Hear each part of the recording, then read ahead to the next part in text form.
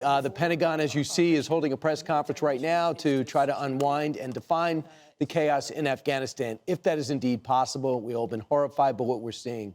Meanwhile, the Kabul airport is back up and running. 3,000 troops are heading there right now. I think it should be as high as 7. It's an utter disaster in Afghanistan. Anyone who says anything differently is flat out lying. But President Biden is refusing to back down. He's trying to justify his decision that allowed these chaotic scenes to take place. I stand squarely behind my decision. After 20 years, I've learned the hard way that there was never a good time to withdraw U.S. forces. If anything, the developments of the past week reinforced that ending U.S. military involvement in Afghanistan now was the right decision. And the president, who promised to not blame others, is pointing his finger at everyone but himself. When I came into office, I inherited a deal that President Trump negotiated with the Taliban. Under his agreement, U.S. forces would be out of Afghanistan by May 1, 2021. Afghanistan political leaders gave up and fled the country. The Afghan military collapsed, sometime without trying to fight. American troops cannot and should not be fighting in a war and dying in a war that Afghan forces are not willing to fight for themselves. Kind of makes sense if that was, in fact, the facts, but that's not the facts. The catastrophe in Afghanistan is being compared to the humiliating fall of Saigon during the end of the Vietnam War in 1975. Remember, we pulled out technically in 73. The Secretary of State dismissing such comparisons. This is not Saigon. We went to Afghanistan 20 years ago with one mission, and that mission was to deal with the folks who attacked us on 9/11. And we have succeeded in that mission. But take a look at these two photos. Getting a lot of attention on Twitter and should maybe even on Instagram and Snapchat. The left showing the scene in Vietnam back in 1975. You saw what the other side showed. The right showing Kabul in Afghanistan today. Many people are saying this, that Saigon was a lot better than what we're witnessing now, because this isn't quite over, and what we've seen right now is quite horrific. The President of the United States, to his immense credit, I believe that was the first speech he gave, maybe ever, that he truly believes. I think everything he said, he would have said 15 years ago or 20 years ago. Don't tell me he got old. Don't tell me someone loaded up the prompter. That's exactly what he believes. If you read General Mattis's book, if you read General McChrystal's book, if you hear about any interaction that Joe Biden has had on the war on terror, this is exactly what he thinks. We got to pull out of Afghanistan. We better not kill bin Laden. We can go over the horizon with all this defense apparatus. It didn't work. The choices he gave were flat out wrong, though. When he came out and said the choice was to put tens of thousands of troops back in or pull out according to the agreement in place, he's not being candid. That is not the choice that he had. To say al-Qaeda was not a threat and not in that region is not right. It's to say the war on terror moved on is not correct. The facts are differently. And Dana, the speech went on for 20 minutes. Like I said, I really felt he meant every word of it. But sadly, we are suffering the consequences of this that are going to hurt our reputation, our national security, for generations. Well, we do know that he went explicitly against the advice of the intelligence community, the Department of Defense, the State Department, and all of the foreign policy establishment, which has been very much in Joe Biden's camp, except for really on this issue. They barely give him any hard time for what's going on the border. They couldn't wait for Biden to commit a true fraud. And I do want to say one thing about the I want to say one thing about the Trump comparison and the blame there, because I think it was absolutely misplaced. But I do think that the speech, in some ways, if you were giving a speech about when to leave and why to leave, okay, fine. He explains it. But that wasn't the topic today. That wasn't the failure to speak for the last 6 days. It was about the how. They decided on April 14th that they were going to leave. So I just assumed that you didn't have to nag them and say, okay, but you're working on the visas, right? And you've got a plan for the troops to get out, right? And you're not going to do it in the middle of the fighting season, right? You're going to wait till the winter. I didn't think that I had to nag somebody like the President of the United States, because after all, as he told us several times, he's the most experienced person on foreign policy that the U.S. presidency has ever seen. To the point that he blames President Trump. It's very curious. As you all know, we talk about it all the time. He spends every day reversing Trump's decisions, sometimes knowing that it is illegal to do so, and consulting constitutional scholars. So if that's the case, why then does he not accept the president's deal in terms of getting out of the Iran nuclear agreement. Because the same argument could be made. I mean, if you are bound by this agreement with the Taliban of all people, that was one thing. When President Trump said that we would get out, and I'm not saying it would have been better. You don't know. But here's the thing. President Trump's plan was it would be conditions-based. And the Taliban is the one that broke the conditions, which means that to me, if you're in an agreement with somebody and they break the contract, that means that you don't have to be involved in that contract anymore. I have a lot more to say, but I'll just one other thing. The Afghan security forces have lost tens of thousands of fighters. Some people said 70,000. Now, they were able to get to a stalemate. Again, not good enough. They're not going to be a democracy. Okay, we get it. But the air power that we were providing is what was keeping that at a stalemate. It was President Biden that decided to end that in the middle of the fighting season when he knew that they were ready to roll on in there. So to me, the criticism against President Trump is galling. I do think the president believes this. Can I just mention one other thing? He leaves Camp David after not speaking for 6 days to come to the White House to give a speech for 20 minutes, then get back on a helicopter to go back to Camp David as if like there's nothing else to do here. It's astounding. He's got a vacation to enjoy. I hear they have a great golf course. Kennedy, when you look at this, it doesn't really matter. I think there was a very important point that Dana brought up. There's two different issues. Should we stay? Should we not stay? And then how did you do it? How did you execute the dismount? Please tell me this isn't one of the most embarrassing, humiliating things that you've ever witnessed that America's a part of. Yeah, and that's a huge intelligence failure if they didn't know this was going to happen, because literally anyone who had been involved in Afghanistan, whether they were advising or people who fought there, people who lost limbs and lost people they were fighting against side by side, they all knew that this was going to happen. So Joe Biden made the assertion today that he knows more about Afghanistan than anyone, that he has been in this in one way or another for so long. Then how come he didn't know this? And then he talked about how, the Taliban doesn't have an air force, but the security forces that we train, they have an air force. Like, well, guess who has an air force now? The Taliban does. Guess who has all these weapons and perhaps all this intelligence? The Taliban does. And for people who have been saying for a long, long time, maybe we should learn the lessons of Vietnam so we don't have another Saigon. This is what happens. Sometimes getting out is just as dangerous as getting in and staying in a protracted, fruitless, unwinnable situation for 2 decades. Kennedy, I would add this. The contractors volunteered to stay, and the mechanics and the instructors. So you said, okay, you guys fly the air. We'll be able to fix it. We'll be able to coach you. The contractor's there, so you keep writing the checks. We'll stay. You know who else wanted to stay? Our allies. They could not believe we're leaving. I've been spending a lot of time watching Sky News and in Britain saying, why didn't we try to stay ourselves? Because we lost 400 guys. Greg, I know you must have a lot to say. I see a lot of notes. I was just waiting for you to stop talking. Did. Okay, good. I said this before. We've been far removed from this topic for quite some while, so it's a good exercise to think about it before you have an opinion assigned to yourself. I'm not going to refuse to get very, very upset about this. Again, going back, my opinion has been in suspended animation for possibly 7 or 8 years. We've done more segments on The Bachelor than Afghanistan. The argument isn't about leaving. We want to leave. It's how it was done. It was botched. We can all admit that. But there is something that's really galling, is that there was a simple equation that we were all working on for 20 years. Solve for X. What is X? What happens when you leave?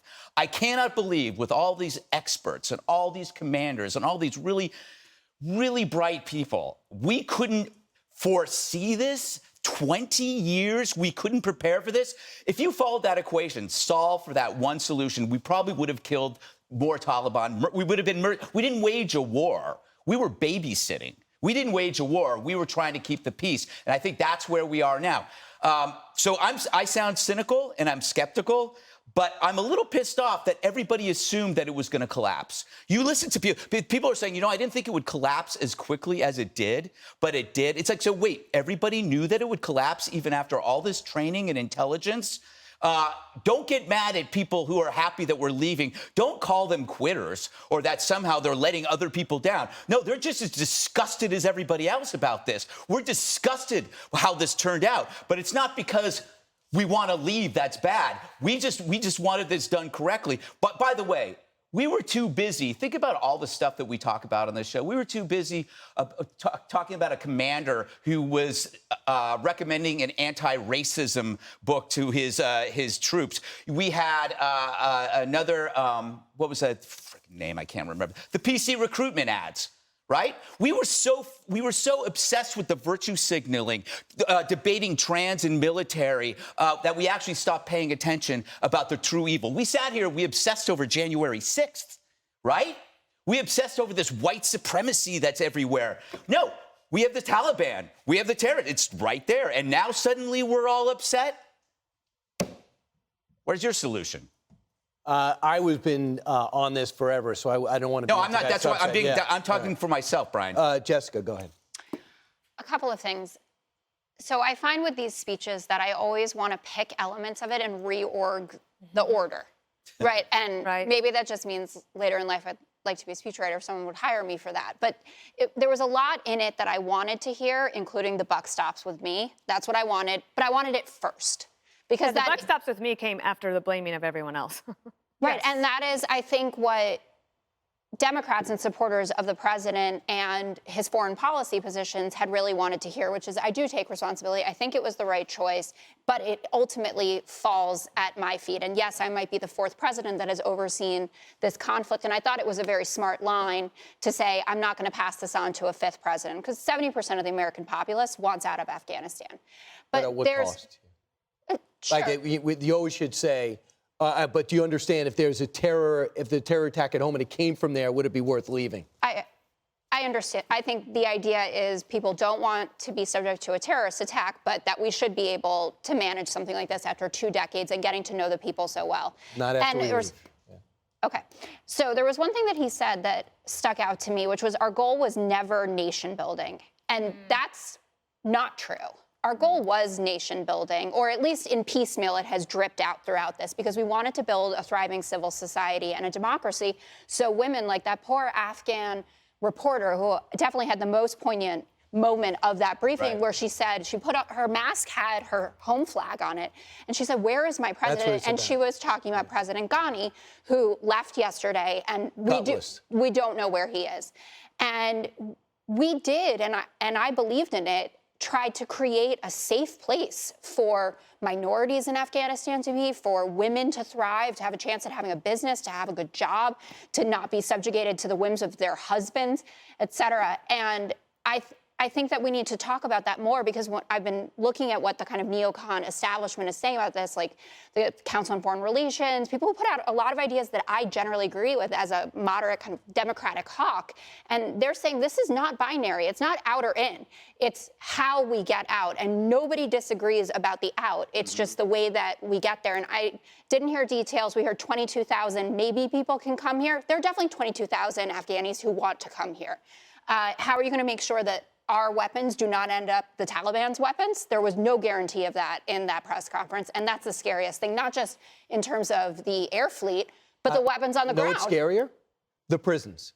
Yeah. The prisons containing ISIS, Al-Qaeda, the Taliban are wide open. We left them. I don't know why the Trump administration agreed to let out 5,000. That's also something pretty bad. Jake Sullivan and Tony Blinken talked a short time ago. You've been busy. You just got off work. This is the first thing you've seen, so let's watch.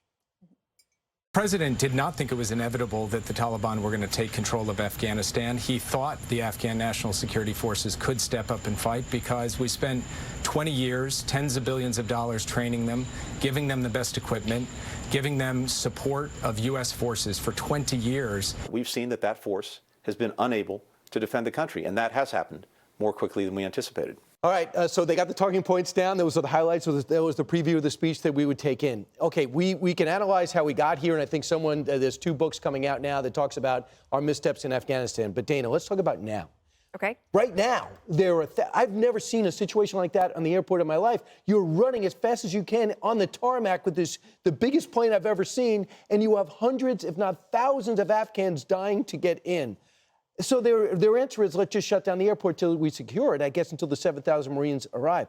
How do you solve this problem? And if the Taliban starts moving on the airport, what do we do then? And the 2,500 was too many. We got 9 now. Well, all good questions. I think, and one piece about on the translator, the interpreters. It wasn't that they want to come to America. They were promised they could come to America. It was, if you're willing to help us, we will keep you and your family safe. And that was the reason that some of them are desperately running, right? But one thing you haven't been, I don't even know if we have this, but there's a photograph you can see of inside that plane. And I thank the American pilots that were able to get that plane off the ground. Amazing. I mean, there were about 600 people on the plane. They strapped people to the floor because there weren't enough seats. I mean, in a way, they did what they can. But again, I go back to, you shouldn't have to do this kind of emergency if the decision was made in April. And on the intelligence piece, remember, for months, what has been happening? DOD, about 3 months ago, leaked to the media that they had offered to the White House the capability to do a big airlift. And the White House said, no, thank you. Exactly like Vietnam. And then the intelligence community kept leaking to the media. We're telling them that this is going to be happening. That's why they think that's why they knew, is because the intelligence was telling them. And not only that, they were telling us.